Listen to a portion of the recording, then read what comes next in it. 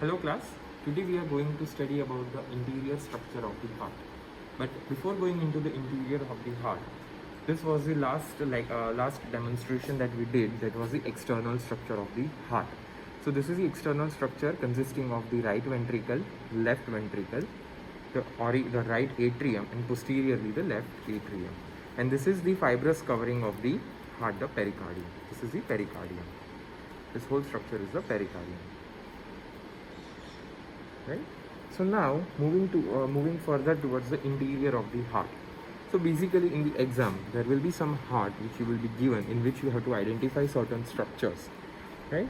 Most importantly, the right atrial structures and the right ventricular structures. The right atrial, the interior of the right atrium is being asked as a short note event. So the right atrium is the most important as far as practical as well as theory is concerned. So first, going into the right atrium. So right atrium basically lies on the right hand side of the heart and formed by the right auricle, right, and formed by the openings of the two superior and the inferior vena cavas. So this is your right atrium. This structure is the right atrium, right? It is right now closed, and now in a few seconds we will open it. So this right atrium, right? So as you all know, superiorly, the right atrium receives the opening of the superior vena cava. This is the superior vena cava. And inferiorly, it opens the opening of the inferior vena cava. This is the inferior vena cava, right? And as you all know, the right border of the heart is formed by the line joining the two superior and the inferior vena cava. And this part in the exterior of the heart is known as the sulcus terminalis, and in the inside of the heart is known as the crista terminalis. So the structure just behind this part over here in the interior will be the crista terminalis. Now going into the interior of the right atrium. So basically the interior of the right atrium is divided into the two parts. The atrium proper, or the inflow part, right, or the sinus venerum. Sinus means opening and venerum means veins. So the opening of the veins is the atrium proper, or the atrium proper, right, or the sinus venerum, right? Okay, so this part is this. See, this is my probe going in it. So this is my sinus venerum, right? And the another part is the outflow part, right? Right. So this one, the outflow part is nothing but your atrioventricular. The atrioventricular groove on the outside, and the inside it is the tricuspid valve, in which the right atrium will open into the right ventricle. So that is your outflow part. So this part consists of your outflow part, right? So we have two parts, the inflow and the outflow. This will be same in the ventricles even, as well as in the all the left atrium as well as in the left ventricle too. So first let us discuss about the inflow part. So first of all, the opening of the superior vena cava. See, this is the first inflow structure, right? Superior vena cava. The superior vena cava is not guarded by any valve, right? Then the opening of the inferior vena cava. So this one, this is the opening of the inferior vena cava. This one is the opening of the inferior vena cava. The opening of the inferior vena cava is guarded by a semilunar valve, and that valve is known as the Eustachian valve. Okay, so that is your opening of the inferior vena cava. Okay, okay. Apart from that, the sinus venerum has the opening of the coronary sinus. The coronary sinus is the main venous drainage of the heart. So just behind the inferior vena cava opening, right, and somewhat medially over here, see, this is my probe going inside, right? So this small opening, right, is the opening of the coronary sinus. The small opening which I can see, this is the small opening. Just behind the opening of the inferior vena cava is the opening of the coronary sinus.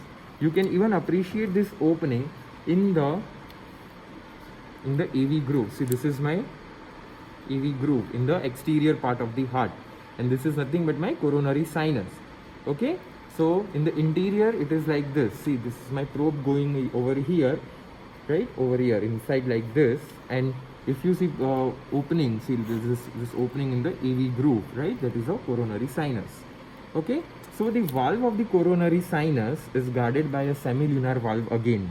Over here, it is again guarded by a semilunar valve, and that valve is known as the Thebesian valve. Okay. So the semilunar valve of the inferior vena cava is the Eustachian valve, and the semilunar valve of the coronary sinus is the Eustachian valve. Okay. Apart from the openings, all these openings of the superior inferior vena cava and the coronary sinus, there is one more opening which you will not be able to appreciate over here, is the opening of the foramina minimi venerum, right? These openings are of the cardiac veins, right? Small cardiac veins which directly enter into the right atrium, okay? Which you will not be able to appreciate, okay? So this was about the inflow part. Now the outflow part. So the outflow part consists of the musculi pectini muscles, right? So these are the musculi pectini muscles and the crista terminalis. So the crista terminalis arises from the interatrial septum. So this is my interatrial septum. Okay, it arises over here at the interatrial septum, passes upwards above the opening of the superior vena cava, and then goes downward like this. See, goes downward towards the AV orifice till here. So that is my crista terminalis. Okay, and from the crista terminalis you can see this muscular ridges, right? So these are the muscular ridges going from the crista terminalis towards the AV orifice. See, this is my AV orifice over here. So that is your musculi pectini muscles. Okay. Apart from that, you have your right auricle. So right auricle is an appendage of the right atrium, right? Over here. See, this is my, in the exterior of the heart, this is my auricle. See, this is my auricle. Okay. And as you can see, this auricle is again having many musculi pectini muscle. So this auricle is a potential site for the lodgement of the emboli, and if this emboli or the thrombi gets dislodged, it can lead to pulmonary embolism. So this is the auricle having lots of musculi pectini muscle. See, there is another opened right atrium over here, and this is my auricle. See, this one is my auricle, this one is my auricle in the exterior part, and you can see this, how many amount of musculi pectini muscles are here. See this one. So this is a very potential site for the lodgement of any thrombi, right? And if it gets dislodged, it can lead to pulmonary embolism. This is the auricle of the right atrium. Okay, so this is the outflow part. Right, now apart from that, you have your interatrial septum. Okay, so this wall, this entire wall is your interatrial septum, right? This is the interatrial septum, okay, which is separating your left and the right atrium. So there are certain structures, right, which you will be able to identify in the interatrial septum. So first of all, you have your fossa ovalis. So see, this is also the interatrial septum. This is your fossa ovalis. This structure is the fossa ovalis. See, this is your fossa ovalis, which is nothing but the remnant of the septum primum. And covering the septum fossa ovalis, you have your limbus fossa ovalis. See, it is this one. It is a limbus fossa ovalis. Right? Limbus means it has two limbs. Okay?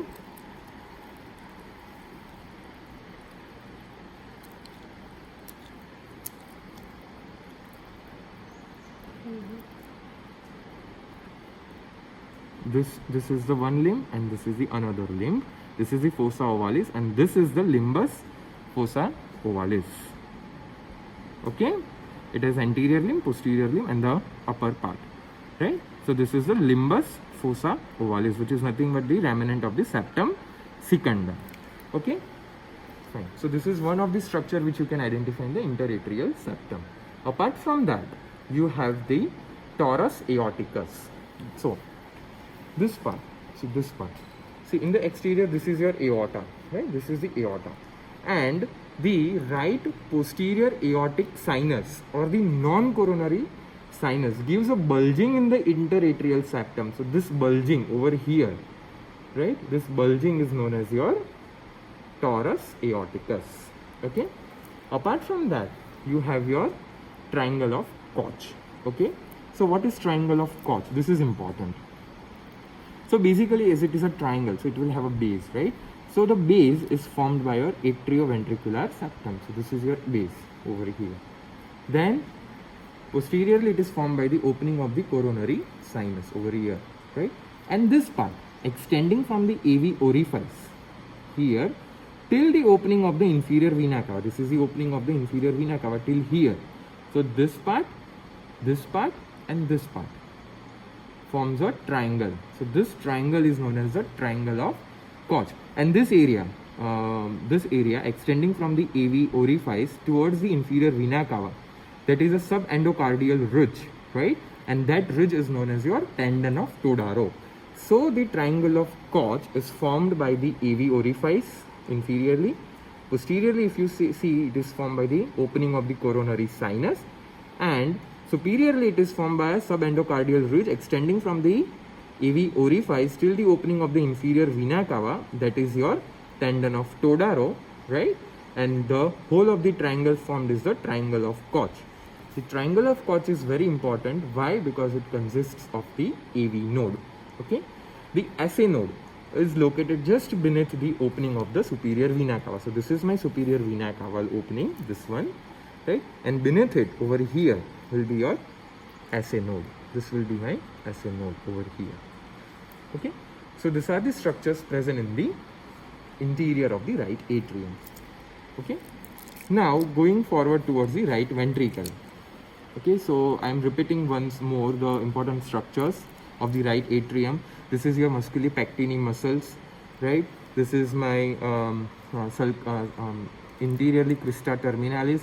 This is the opening of the superior vena cava. Inferiorly, you have the opening of the inferior vena cava guarded by the Eustachian valve.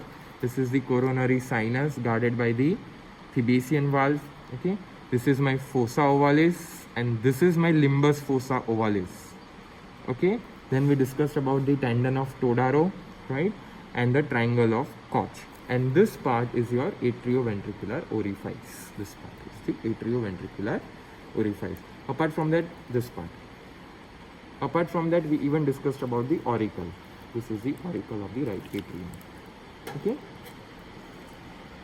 So now going towards the right ventricle. So this is another heart, right? Again, let me show you just in a minute the interior of this heart of the right atrium. See, this is my musculi pectini muscles. Okay, this is my musculi pectini muscle. This is my opening of the superior vena cava, and this is the opening of the inferior vena cava.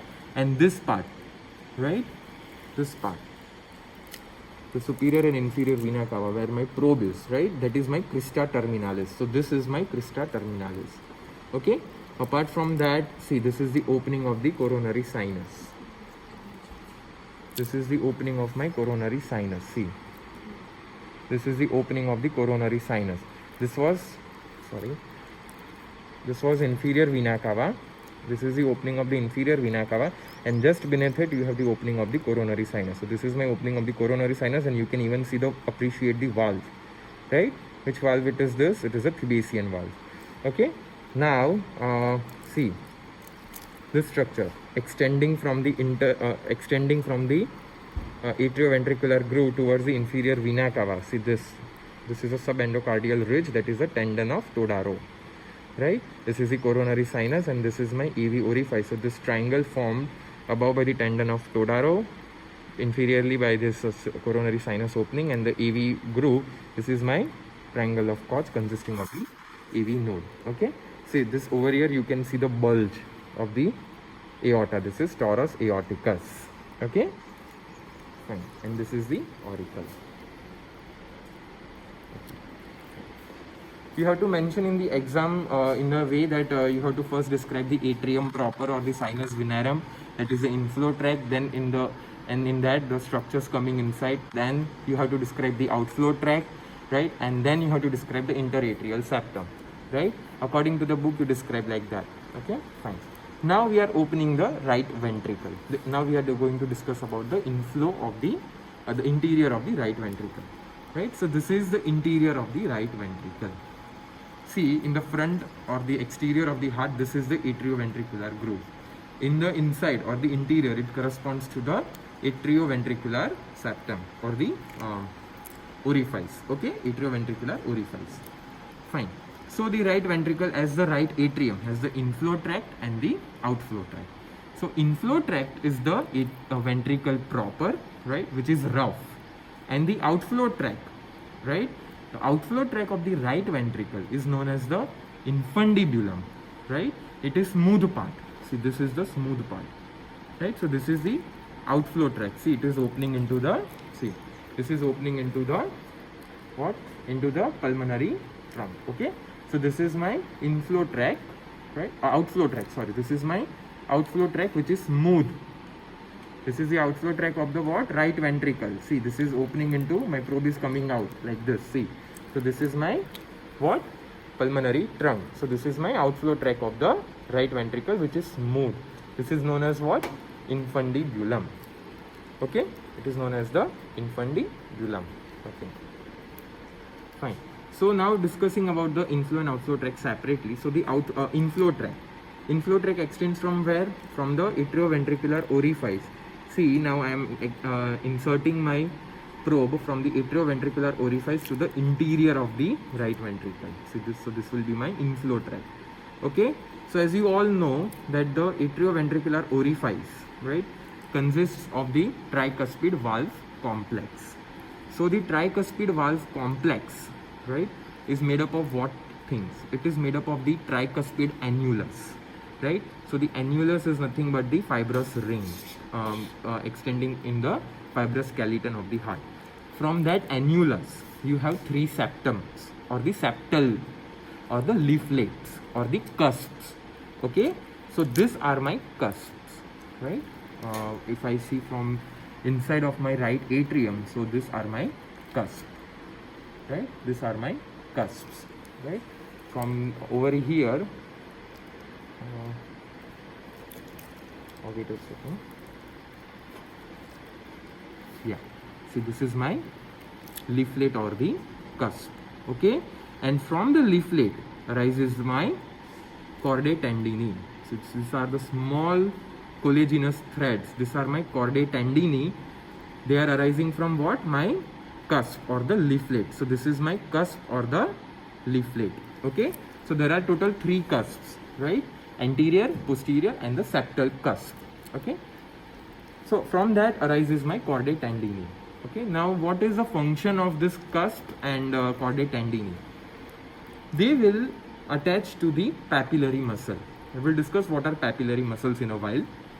But first remember that this tricuspid valve complex is basically for the closure of the right atrium during your systole, so that the blood will flow from the right ventricle to the pulmonary trunk and not coming inside the right atrium again.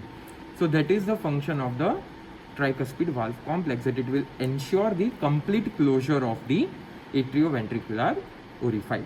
Okay, so the complex, as I already told you, consists of the tricuspid valve annulus, and from that annulus arises your leaflets, and from the leaflets arises your chordae tendineae. Okay, so the chordae tendineae are the collagenous threads covered by the endothelium. Okay, that is the definition of the chordae tendineae. They are collagenous threads arising from the cusp, right, and joins the cusp with the papillary muscle, right, and they are covered by the endothelium. Okay, so that is your chordae tendineae. Okay, fine. So this was one inflow part we completed. Okay, that is a tricuspid valve complex. Now the another thing which is present in the inflow part of the right ventricle is the trabeculae carni. So the trabeculae carni consists of three things: bridges, and pillars. So what do you mean by bridge? Bridge means the one connecting your this is a septal wall, this is the anterior wall, right? So the bridge, the bridge is connecting your walls. Okay, So one of the bridge over here, which you can identify, this one. This is the most important bridge. This is known as septomarginal trabecula. This bridge. See, this is a septal wall, okay, till the anterior wall. So this is your septomarginal trabecula. This is one of the bridge, okay. Another is the ridge. See, this is my another ridge. This is a ridge. The ridge is extending from the AV orifice towards the interventricular septum. See, this is my ridge. Ridge is type of an elevation, right? So this is the ridge. This ridge is known as supraventricular crest. In case of right ventricle, this ridge is known as your supraventricular crest, extending from the AV orifice till the interventricular septum. And this supraventricular crest is important. Why? Because it separates the inflow part. This is the inflow part and this is the outflow part. So this supraventricular crest separates the inflow and the outflow part. This is important. Okay, the supraventricular crest, which is nothing but a ridge. Okay. Now, the bridge which I talked about, see this one. This is known as septomarginal trabeculum. Okay, this is my septomarginal trabeculum. The septomarginal trabeculum, see, it is extending from the interventricular septum towards the base of the anterior papillary muscle. This is my anterior papillary muscle. Okay, we will discuss papillary muscle in just a while. So this is my base of the anterior papillary muscle. So this septomarginal trabeculae is extending from the septum towards the base of the anterior papillary muscle. Now, it is said that this bridge consists of the right bundle of His. Okay, this bridge is known as the this bridge or the septomarginal trabeculae consists of the right bundle of His, and so it acts as the moderator band. So this is known as the moderator band. Why moderator band? Because it moderates the overextension of the right ventricle.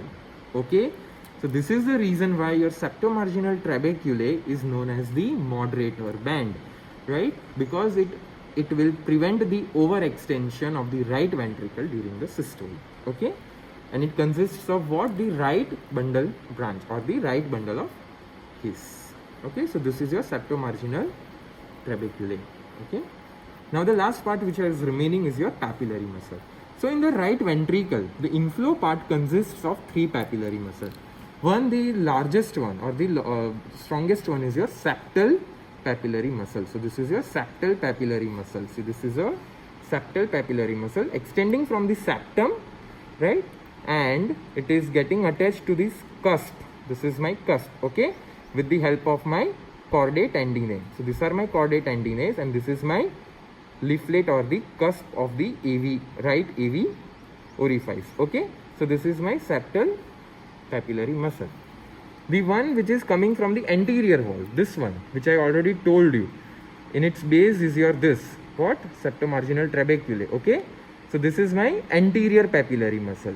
Okay, the base of the anterior papillary muscle has what? Septomarginal trabeculae.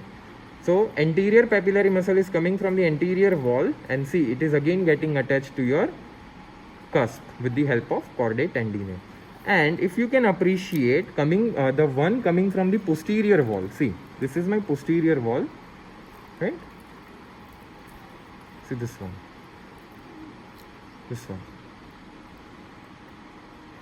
right? This is my posterior papillary muscle. Okay, fine. This is my posterior papillary muscles. Okay, fine. So this was the inflow tract of the right ventricle, right? And this was the outflow tract. Outflow tract is smooth, right? And it is separated by the it is separated from the inflow tract with the help of what? Supraventricular crest. This is a supraventricular crest, which is a ridge, okay, of the ridge, bridge and pillar. Pillars are formed by what? Papillary muscles. Okay, I am repeating, trabeculae carni, right? Trabeculae carni is made up of three things: ridges, bridges and pillars. So ridge I discussed is your supraventricular crest, right? Bridge I discussed is your moderator band or the septomarginal trabeculae. and the pillar is your papillary muscle. So this is my pillar. Papillary muscle forms the pillar. Okay. Now the thing is that in the right ventricle, the inflow tract and the outflow tract, right? The inflow tract is inferior and the outflow tract is located superiorly and somewhat posterior to the right or the inflow tract. So the blood, if the blood coming from the inflow and going out for the outflow tract makes an obtuse angle. Okay, this is important. In the case of right ventricle, it will form the acute angle, but in case of the right ventricle, it is forming an obtuse angle. Now you are able to see this. This is your pulmonary trunk, which is guarded by your pulmonary valve. Okay, so if you can able to see over here. Not able to identify over here. So see, this is my another heart which I have opened. See, this I have opened the pulmonary trunk. So these are my three cusps. See, okay, this is my pulmonary trunk. Okay, and see, this is the valve. Okay, this was the right ventricle. Okay, and this I have opened the outflow tract of the right ventricle. You can see that how smooth it is. See, it is very, very smooth, right? Whereas the inflow tract was very, very rough. Okay, so this was about the right ventricle. In case of the left atrium, see, this is my another heart. I have opened the posterior part of the left atrium. So as you all know that posterior, the base of the heart is formed by the left atrium. 2/3 part of the posterior or the base of the heart is formed by the left atrium. So we have to open the left atrium posteriorly only. Okay, and posteriorly, as you all know, has an the left atrium has the opening of what? Pulmonary veins. Okay, so this will be my openings of the pulmonary veins. Okay, so this I am lifting my interior of the left atrium, and in the left atrium you have to see two things. See, this part. In the interatrial septum, this is the interatrial septum, and see this part, this one, this, right, and covering that, this part. Okay, so this part, this which is a type of a fossa, is my lunate fossa, and the covering is my lunate margin, semilunar margin. Okay, so this is a lunate fossa and this is a semilunar margin. So lunate fossa is the if you see in the right atrium, in the interatrial septum of the right side, it will be continuous with your fossa ovalis, and this is known as your probe patency test. Okay, this is your probe patency, that if I insert my probe over here, it will open into the fossa ovalis of the right atrium. So you can say that physiologically your interatrial septum is not in connection, right? But anatomically the probe is passing, right? So there is some sort of connection present in it. So this is the only thing you see in the interior of the left atrium which is significant, which is your lunate fossa, and the above it you have your semilunar margin.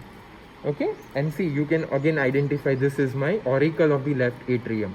See, this is the auricle in the exterior of the heart. This is the auricle, and you all know that only this much part of the left atrium is visible in the costal surface of the heart. Okay, and you can see the inside of this right auricle, again it has a lot of musculi pectini muscles in it.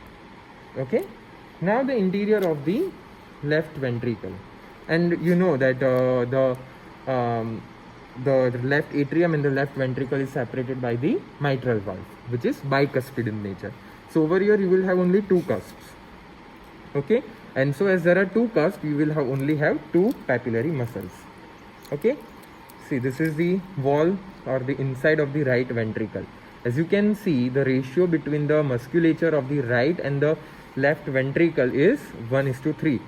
So the left ventricle is 3 times thicker than the right ventricle. Okay, so this is the thickness of the musculature of the left atrium. Now you can see this one is your anterior papillary muscle, and this one, the posterior, this is your posterior papillary muscle. This is a posterior papillary muscle. Okay, this is the posterior papillary muscle, and this is my anterior papillary muscle. These are my chordae tendineae, and above it you will have your cusps or the leaflets. Okay, fine. So this is my inflow part of the left ventricle, and the outflow part will be in the aorta.